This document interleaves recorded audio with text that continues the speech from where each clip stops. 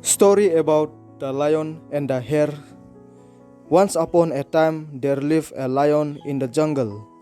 He was very powerful and strong, and all the animals of the jungle feared him. The lion used to dominate and capture other animals in the jungle for his food, and sometimes even unnecessarily. One day, the animals of the jungle decided to find a way out and call for a meeting. All the animals of the jungle, including the lion, were present for the meeting. One of the animals then put forward a proposal for the lion.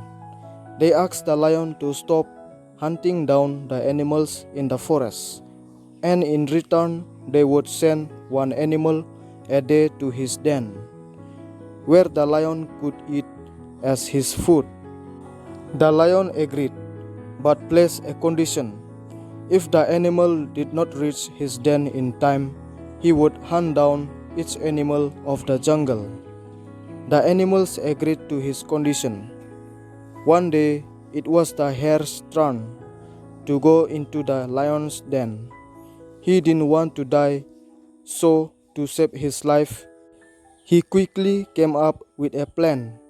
The hare entered the lion's den a little late, and when the lion asked him the reason for being late, he told him that there was another lion in the jungle who was claiming to be the king of the jungle.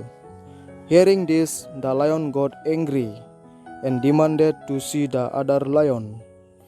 The hare cleverly took him to a well full of water and told him the lion to look down into the well. The lion saw his own reflection in the well and thought it was another lion. Getting angry, he jumped into the well and drowned. The hare went back happy that he managed to save his life and narrated the entire event to his fellow animals.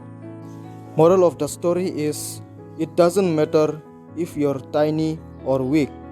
If you are intelligent, you'll make your way through anything. Thank you.